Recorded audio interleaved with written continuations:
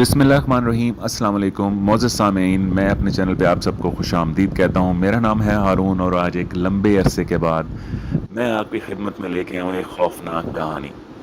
इस कहानी के दो किरदार हैं, जिसमें एक का नाम होता है आमिर और दूसरे का नाम होता है कलीम, जो बचपन से लेकर जवानी तक बेस्ट फ्रेंड थे।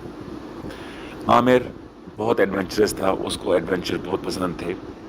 कलीम थोड़ी सादा तबीयत का इंसान था, लेकिन उसको भी एडवेंचर पसंद थे। लेकिन आमिर उसके मुकाबले में बहुत ज़्यादा डेयरिंग और एडवेंचरस इंसान था।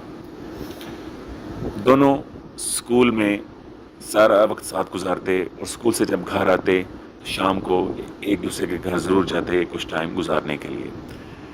ये रूटीन उनकी बचपन से लेकर जवानी तक रही। उनकी फैमिलीज़ को, मोहल्लेदारों को, स्कूल और कॉलेजेस में सबको पता था कि दोनों बहुत अच्छे दोस्त हैं और हमेशा अपना सारा वक्त साथ गुजारते हैं और अच्छे बुरे वक्त में एक दूसरे का साथ भी देते हैं। कहानी को मुकम्मल ज़रूर सुनिएगा ताकि आपको पता चले इन दोनों ने कौन सा एडवेंचर करने की ठानी और आखिर में उनके साथ क्या हुआ। अगर आप मेरे चैनल पर नए हैं तो आपसे गुजारिश है कि चैनल को सब्सक्राइब करें, बेल आइकन का बटन दबाएं, लाइक करें, क्योंकि हर यूट्यूबर को आप जैसे मुअज़्ज़ज़ सामीन की ज़रूरत होती है। बहुत शुक्रिया। तो कहानी का आगाज़ करते हैं। एक दिन कलीम और आमिर जब कॉलेज जा रहे थे तो उन्होंने डिसाइड किया कि कुछ एडवेंचर करते हैं। आमिर ने कलीम से कहा, कलीम क्या तुम्हें पता है यहाँ से कुछ फासले पे एक जंगल मौजूद है और अगर उस जंगल को पार करके जाएं तो वहाँ एक खाली घर मौजूद है, एक अरसा दराज से खाली पड़ा हुआ है और उसके बारे में ये मशहूर है कि वहाँ पर जिन्नात का बसेरा है, वहाँ पे लोग जाने से डरते हैं। मैं चाहता हूँ तुम और मैं वहाँ जाएं और एक्सप्लोर करें कि क्या ये वाकई बात सच है या झूठ है। कलीम जैसे मैंने पहले कहा तो सादा तबीयत का इंसान था, लेकिन आमिर के इसरार करने पे वो राज़ी हो गया और उन्होंने ये बात ठान ली कि छुट्टी वाले दिन वो वहाँ ज़रूर जाएंगे। सर्दियों के दिन थे, छुट्टी का दिन हुआ। दोनों सुबह नाश्ता के बाद फ्री होकर एक दूसरे के साथ मिले। घर वालों को बताए बगैर ज़रूरत का सामान लिया, गर्म कपड़े लिए, खाने की कुछ चीज़ें लीं और वहाँ से चल पड़े। रास्ते में चलते चलते खुशखबरियों में मसरूफ़, बचपन की यादें ताज़ा करते हुए, रास्ता काटते हुए, चलते चलते चलते चलते चलते बहुत सारी बातें करते हुए रास्ते में जंगल भी आए, कब्रिस्तान भी आए, खामोश जगह भी आई, लेकिन वो अपने धुन में सवार अपनी मंजिल की जानिब रवां दवा रहे। आखिरकार उस जगह पे पहुंच गए जिसके बारे में मशहूर था कि यहाँ जिन्नात का बसेरा है। दोनों वहाँ रुके और एक दूसरे से पूछना शुरू किया, अब अंदर कौन जाएगा। आमिर ने कहा, यकीनन मैं जाऊँगा। कलीम ने इसरार किया, मैं तुम्हें ख़तरे में नहीं डालना चाहता, मैं जाऊँगा।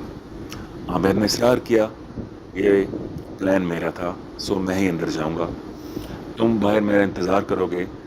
दोनों में यह बात तय हुई कि अंदर से टॉर्च के ज़रिए थोड़ी थोड़ी देर के बाद सिग्नल दिया जाएगा कि मैं खैर वाफ़ियत हूँ। छोटा सा टेंट कलीम ने वहाँ लगाया और आमिर को अल्लाह के सपुर्द किया और वहाँ से रुखसत किया।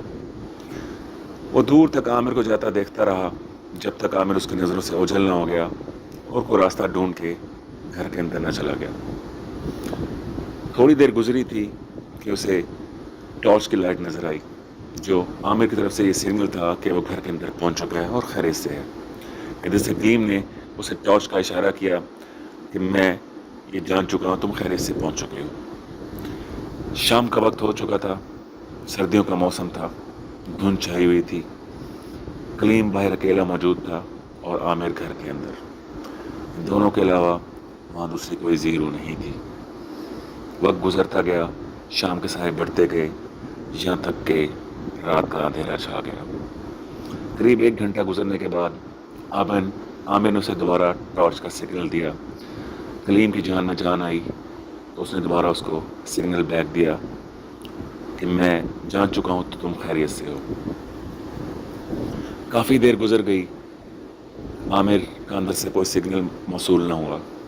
कलीम ये सोच के परेशान हो गया कि ये बहुत गलत काम कर चुके हैं हम, लगता है आमिर किसी मुसीबत में फंस गया है और यकीनन इस घर के अंदर जन्नत का बसेरा है। कलीम نہ چاہتے ہوئے بھی اس گھر کی جانب چل پڑا جس کی جانب عامر گیا تھا، اور کچھ ہی دیر بعد اسی گھر میں داخل ہو گیا تھا۔ کافی دیر کلیم اندر جانے کا راستہ تلاش کرتا رہا۔ بالآخر اسے ایک ٹوٹی دیوار نظر آئی جہاں سے اندر جانے کا راستہ تھا۔ کلیم ٹارچ لے کے، اپنے ہاتھ میں تھامے ہوئے ٹارچ جلا کے، اللہ کا نام لے کے اس گھر میں داخل ہوا، ڈرتے ڈرتے سہمتے ہوئے۔ کلیم نے عامر کو آوازیں بھی دی 2-3 دفعہ، لیکن اس کو واپسی پہ صرف اپنی آواز گونجتی ہوئی سنائی دی، جس طرح وہ خلا میں کسی کو پکار رہا ہو۔ کلیم بہت دیر تک عامر کو ڈھونڈتا رہا، لیکن عامر کا کہیں بھی کوئی نام و نشان نہیں تھا۔ کلیم اب بہت پریشان تھا، بہت گھبرایا ہوا تھا۔ وہ اللہ سے دعائیں کر رہا تھا کہ اس کا دوست، اس کا بیسٹ فرینڈ، اس کا سب سے پرانا دوست بخیر و عافیت ہو، کسی قسم کا نقصان کا سامنا اسے نہ کرنا پڑا ہو۔ یوں ہی کلیم ادھر ادھر عامر کو تلاش کر رہا تھا گھپ اندھیرے میں، ایک ٹارچ کی مدد سے، کہ اسے کوئی بھاری چیز گرنے کی آواز سنائی دی اس کی دائیں جانب۔ کلیم نے دیکھا تو وہاں سے کچھ چمگادڑیں اسے اڑتی ہوئی نظر آئیں۔ کلیم ڈر کے پیچھے ہٹا۔ جیسے ہی چمگادڑوں نے جگہ خالی کی، کلیم اس کی جانب بڑھا تو دیکھا اس کا دوست اوندھے منہ فرش پہ گرا پڑا ہے۔ وہ اس کی طرف لپکا اور اس کو جگانے کی کوشش کی، لیکن عامر بے ہوش پڑا ہوا تھا۔ کلیم بہت گھبرایا کیونکہ اس کے علاوہ وہاں کوئی موجود نہیں تھا۔ کلیم نے اللہ کا نام لیا اور کسی نہ کسی طرح عامر کو وہاں سے اٹھایا اور واپس لے آیا۔ گھر سے تھوڑی دور جو کلیم نے ٹینٹ لگایا ہوا تھا، باہر جب آ کے دیکھا تو ٹوٹ پھوٹ گیا تھا۔ کلیم نے عامر کو لٹایا، اس کے منہ پہ پانی کے چھینٹے پھینکے، دعائیں پڑھیں، خدا خدا کر کے عامر کو ہوش آیا۔ جب عامر کو ہوش آیا تو اس نے کہا یہاں سے جتنی جلدی سے سکتا بھاگو، ہماری جان کو بہت خطرہ ہے۔ کلیم نے کہا تم مجھے کچھ بتاؤ تو صحیح، تم نے وہاں دیکھا کیا ہے؟ عامر نے کہا یہ وقت ان باتوں کا نہیں ہے، ہمیں یہاں سے فوراً سے پہلے نکلنا ہے۔ وہ سرپٹ اپنا آدھا پونا سامان لے کے وہاں سے بھاگے۔ بھاگتے بھاگتے بھاگتے ان کا سانس پھول گیا۔ ایک جگہ وہاں رکے، انہیں وہاں سے ہلکی سی آبادی نظر آئی، وہاں سستانے کے لیے کچھ دیر بیٹھے۔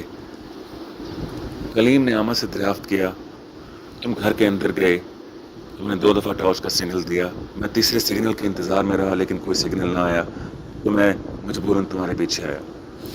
اب میں نے کہا تمہارا بہت شکریہ میرے بھائی، اگر تم میرے پیچھے نہ آتے تو شاید آج میں تمہارے ساتھ موجود نہ ہوتا۔ کلیم کے اصرار کرنے پر عامر نے اس کو بتایا جب میں گھر کے اندر گیا تو اندر قدم رکھتے ہی مجھے ایک سردی کی لہر محسوس ہوئی۔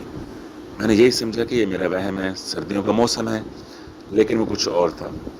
میں پورے گھر میں کسی کو تلاش کر رہا تھا لیکن مجھے کچھ نظر نہ آیا، لیکن اچانک میں ایک کمرے میں گیا۔